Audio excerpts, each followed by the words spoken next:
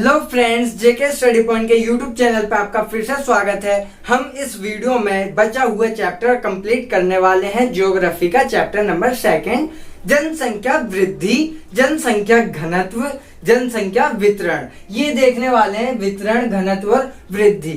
हमने फ्रेंड्स वितरण की डेफिनेशन देख ली थी पहली वीडियो में। जिसने नहीं देखी वो पहली वीडियो जाके देख ले। अब हम देखेंगे जनसंख्या में प्रवास के बारे में।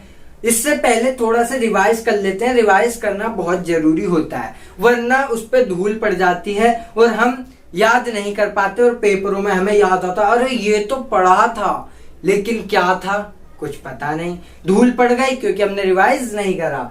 रिवाइज कर लेते हैं। जनसंख्या वितरण किसे कहते हैं? पहली बात तो ये, जनसंख्या किसे कहते हैं? जनसंख्या किसे कहते हैं? किसी क्षेत्र विशेष में निश्चित समय अवधि के दौरान, किसी क्षेत्र विशेष में निश्चित समय अवधि के दौरान रहने वाले लोगों की संख्या को ही जनसंख्या कहते हैं। जनसंख्या किसे कहते हैं फ्रेंड्स? किसी क्षेत्र विशेष में निश्चित समय अवधि के दौरान रहने वाले लोगों की संख्या जनसंख्या कहलाती है। जनसंख्या वितरण किसे कहते हैं? जनसंख्या के फैलाव व बिखराव को जनसंख्या वितरण कहते हैं।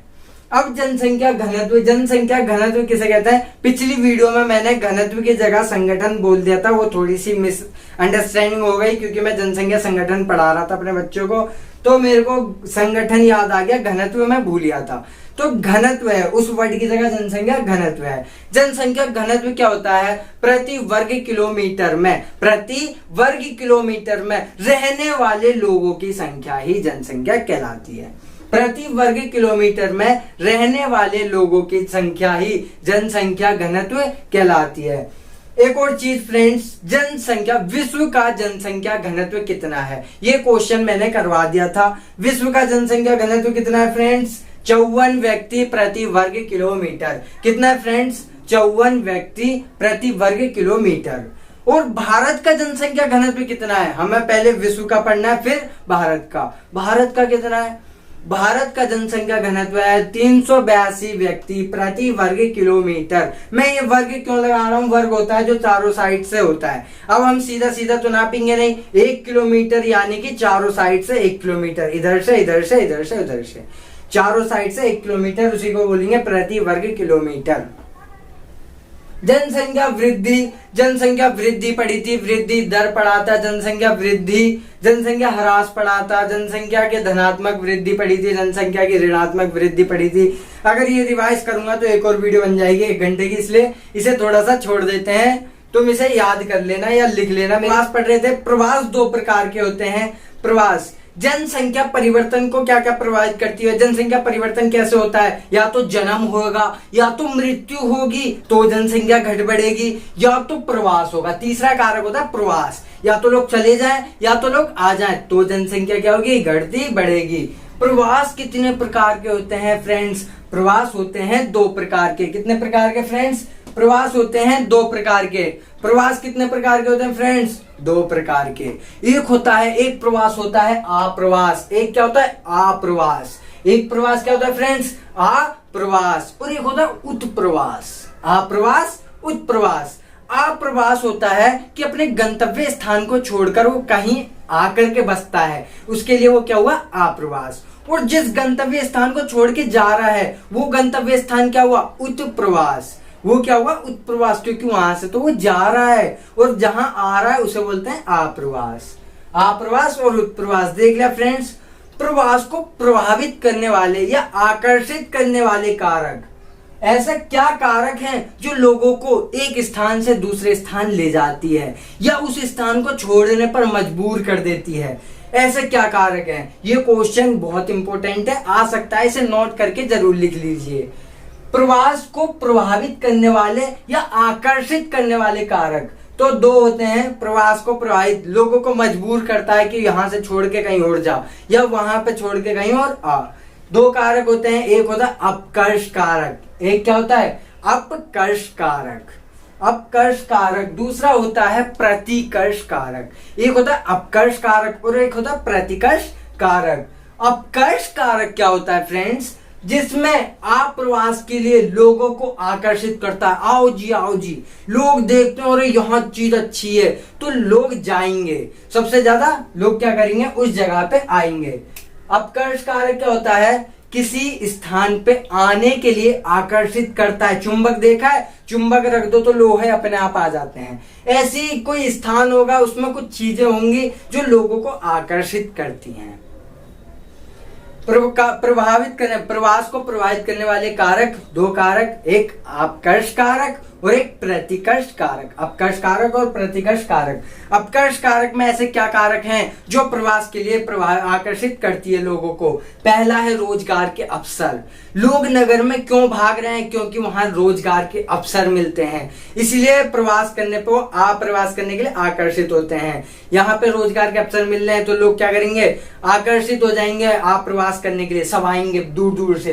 दूसरा क्या है, शिक्षा। लोगों को गांव में शिक्षा पूरी नहीं मिल पाती तो शिक्षा प्राप्त करने के लिए आकर्षित होते हैं। क्या होते हैं फ्रेंड्स, आकर्षित होते हैं, किस लिए, शिक्षा प्राप्त करने के लिए। पहला कारक है आकर्षित करने का रोजगार के अवसर, दूसरा कारक है शिक्षा, तीसरा कारक है स्वास्थ्य। लोगों की स्वास्थ्य बिगड़ जाती है तो बड़े बड़े अस्पताल कहां पर हैं, दिल्ली में। लोग आकर्षित होते हैं किसके लिए, स्वास्थ्य के लिए। किसके लिए आकर्षित होते हैं, स्वास्थ्य के लिए। तो वो क्या करते हैं, अप्रवास करते हैं। चौथा है जलवायु। चौथा क्या है फ्रेंड्स, जलवायु। गर्मी हो रही है फिर भी पढ़ा रहा हूं फ्रेंड्स, इसके लिए लाइक और सब्सक्राइब और कमेंट जरूर करिए। चौथा क्या है, जलवायु। जलवायु भी प्रभावित करती है। अब ठंडी में जब हम देखते हैं कि शिमला में बर्फ पड़ रही है, लोग खुश हो जाते हैं और शिमला में बर्फ पड़ रही होगी, चलते हैं। तो वो हमें क्या कर रही है, खींच रही है अपनी ओर, आकर्षित कर रही है। क्या करने के लिए, आप्रवास। आओ जी आओ जी। अब हम देखेंगे जलवायु, कहीं जैसे कि यूपी में जलवायु कृषि के लिए अनुकूल है। लोग अब जम्मू कश्मीर में जाके कृषि तो करेंगे नहीं, बर्फ पड़ रही होगी, कृषि बर्बाद। तो वो कहाँ आकर्षित होंगे, यूपी बिहार में। तो जलवायु भी आकर्षित करती है। अब प्रभावित करने वाले दो कारक थे, एक था अपकर्ष कारक जो आकर्षित करती है और एक प्रतिकर्ष कारक जो बाध्य करती है। अरे मेरे को यहाँ रहना नहीं है, क्यों नहीं रहना, क्या कारण है, क्या कारण है, ये प्रतिकर्ष है। क्या ये प्रतिकर्ष जो बाध्य कर देती है, छोड़ने पर मजबूर कर देती है। क्या कारक है, पहला शिक्षा प्राप्त नहीं होना। शिक्षा प्राप्त नहीं होना, शिक्षा सुविधाओं का अभाव। पहला कारक क्या है, शिक्षा सुविधाओं का अभाव। इसे लिख लीजिए फ्रेंड्स नोट करके, शिक्षा सुविधाओं का अभाव, रोजगार के अवसर की कमी। रोजगार के अवसर की कमी पहला कारक है अपकर्ष करने का, बाध्य करने का। मुझे यहाँ रहना नहीं है, क्या काम है, क्यों नहीं रहना, क्योंकि यहाँ रोजगार नहीं है, शिक्षा नहीं है, स्वास्थ्य का अभाव है। स्वास्थ्य का क्या है, अभाव। प्रतिकूल जलवायु है, यहाँ तो यार मैं मर जाऊंगा, सड़ जाऊंगा, मेरे को नहीं रहना, प्रतिकूल जलवायु है। और क्या है फ्रेंड्स, यहाँ पे अशांति है, लोग रोज लड़ाई दंगे करते हैं, अशांति है, मैं तो यहाँ रहूंगा ही नहीं। ये क्या कर रही है, मेरे को बाध्य कर रही है प्रतिकर्ष करने के लिए। अब उत्प्रवास करने के लिए, उत्प्रवास भेजने के लिए गए। समझ गए फ्रेंड्स, नहीं समझे तो दोबारा से बता दे रहा हूं। प्रवास दो प्रकार के होते हैं, एक आप्रवास होता है और एक उत्प्रवास होता है। प्रवास को प्रभावित करने वाले कारक, या तो वो आकर्षित करेगी, आ जाओ आ जाओ, आप्रवास करने के लिए मजबूर करेगी, या तो उत्प्रवास करने के लिए बाध्य कर देगी।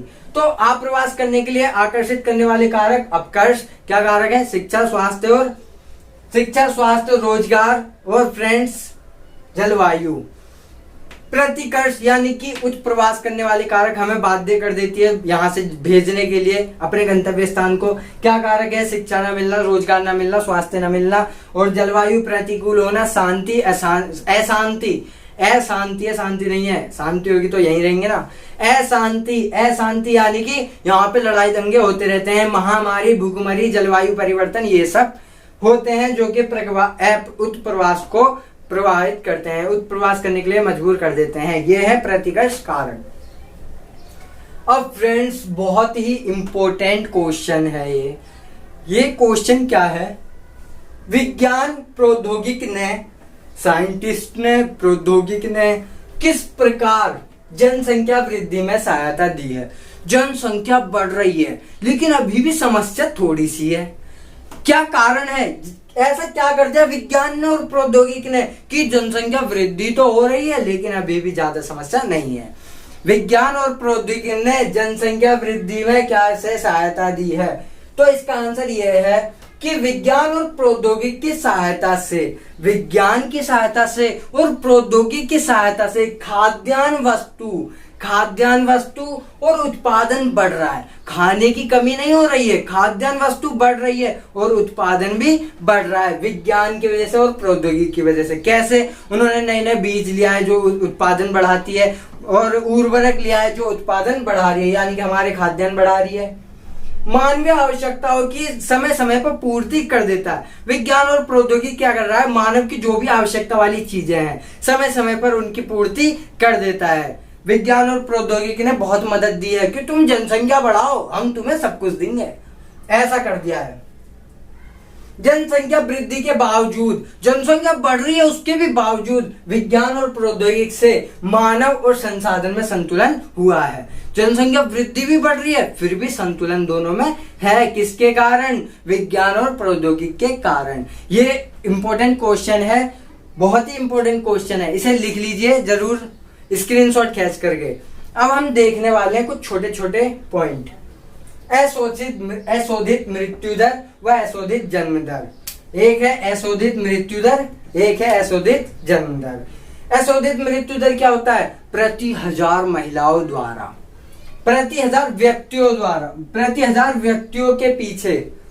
फ्रेंड्स, अशोधित मृत्यु दर क्या होता है? अशोधित मृत्यु दर क्या होता है? प्रति हजार व्यक्तियों के पीछे मृत्यु दर पढ़ रहे हैं। मृतकों की संख्या, प्रति हजार व्यक्तियों के पीछे मृतकों की संख्या, मतलब 1000 व्यक्ति हैं उसमें कितने मर गए, मृतकों की संख्या ही अशोधित मृत्यु दर कहलाती है। अशोधित मृत्यु दर निकालने का सूत्र क्या है फ्रेंड्स? सूत्र यह है, किसी वर्ष में, वो जो वर्ष होगा, किसी वर्ष में मृतकों की संख्या अपॉन उसी वर्ष की संख्या, उसी वर्ष के मध्य की संख्या।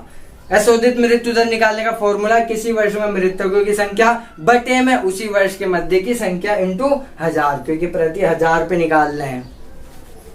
सेम यही है अशोधित मृत्यु दर। अशोधित मृत्यु दर क्या होता है फ्रेंड्स? प्रति 1000 महिलाओं द्वारा जीवित जन्मों की संख्या। अशोधित मृत्यु दर क्या होता है फ्रेंड्स? प्रति 1000 महिलाओं द्वारा जीवित जन्मों की संख्या ही अशोधित जन्म दर कहलाती है। अशोधित जन्म दर निकालने का फॉर्मूला सेम है, बस यहाँ मृतकों की जगह जीवित जन्मों की संख्या कर देनी है। 1 नंबर का छोटा सा क्वेश्चन है, विश्व में, पूरे विश्व में सर्वाधिक जनसंख्या वृद्धि दर, सबसे ज्यादा जनसंख्या वृद्धि दर वाला देश कौन सा है विश्व में? टोटल पूछ रहा है, विश्व में सबसे ज्यादा जनसंख्या वृद्धि दर वाला देश कौन सा है? लाइबेरिया। क्या है फ्रेंड्स? लाइबेरिया। इसकी स्क्रीनशॉट खींच लेना, लाइबेरिया। विश्व में सबसे ज्यादा जनसंख्या वृद्धि दर वाला देश लाइबेरिया। और विश्व में न्यूनतम जनसंख्या वृद्धि दर, जिसका जनसंख्या वृद्धि दर बहुत कम है, सबसे कम है, वो है लाटविया। कौन है फ्रेंड्स? लाटविया। लाइबेरिया सबसे अधिक, लाटविया सबसे कम। विश्व में सर्वाधिक जनसंख्या वृद्धि दर वाला महाद्वीप, अब की महाद्वीप पूछ रहा है, देश नहीं पूछ रहा, महाद्वीप बोले तो अफ्रीका। क्वेश्चन में अगर महाद्वीप पूछे तो अफ्रीका महाद्वीप है, जिसका जनसंख्या वृद्धि दर सबसे ज्यादा है। जनसंख्या वृद्धि दर सबसे ज्यादा किसका है? अफ्रीका का। न्यूनतम किसका है? यूरोप का। न्यूनतम किसका है? यूरोप का। चलिए फ्रेंड्स, हो गया, इसके स्क्रीनशॉट खींच लिए।